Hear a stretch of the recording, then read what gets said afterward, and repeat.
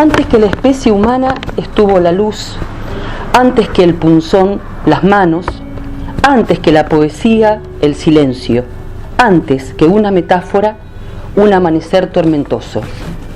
Muchas y arduas son las teorías acerca del origen, de la gestación del lenguaje humano. Si fue resultado de la imitación de sonidos naturales, si fue activado por rituales mágicos y religiosos, si en cambio se originó en la necesidad de identificarse, si la laringe, si Darwin.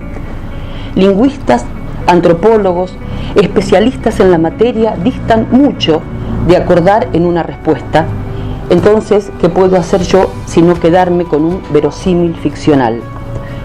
Y así regreso al amanecer tormentoso, rojo y gris, cruzado de alaridos que ponen a volar bandadas de pájaros, un cielo como un dios con melena de nubes, formas, colores, sonidos que amenazan, prometen, o qué ocurre, cómo se llama eso, cómo pronuncio, cómo.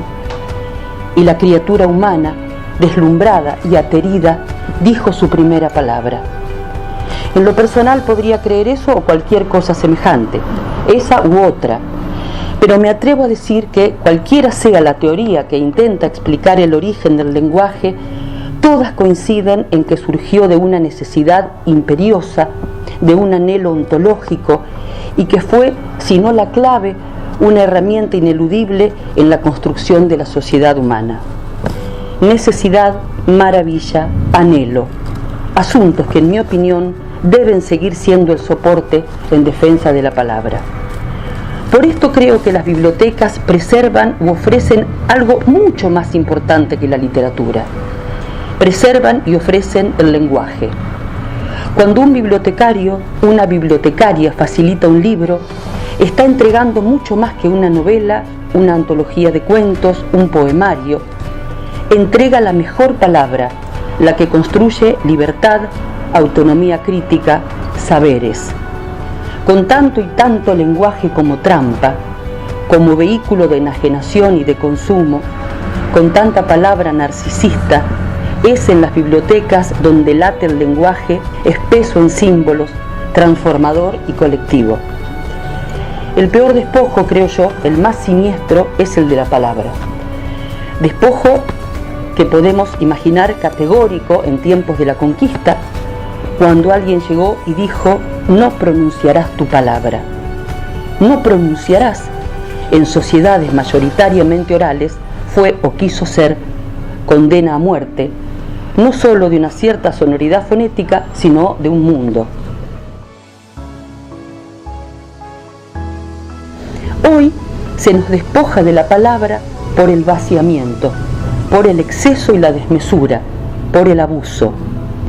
Despojar es pretender que decir no signifique nada, que no implique obligación ni honra.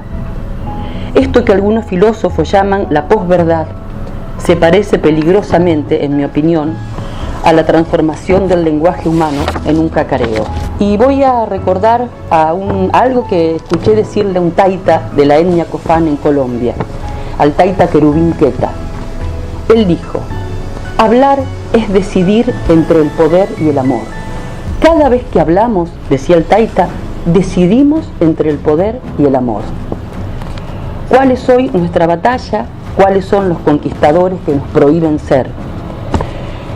La palabra oral o escrita, más allá del formato, con tapa o pantalla, con ese olorcito a libro que tanto nos gusta, o con touchscreen, es una batalla que dar, para impedir que se banalice, que crezca como maleza sin frutos, que se venda y se compre, que se acumule o se niegue, que se consuma, para que en cambio se ejerza desde el saludo de cada día. Hablar, decía el taita Querubín, es decidir entre el poder y el amor. Buen día, hijo, hija, buenos días, hermanos, buen día, sol. Hoy yo voy a hablar, hoy voy a ejercer mi palabra para construir amorosamente mi alrededor.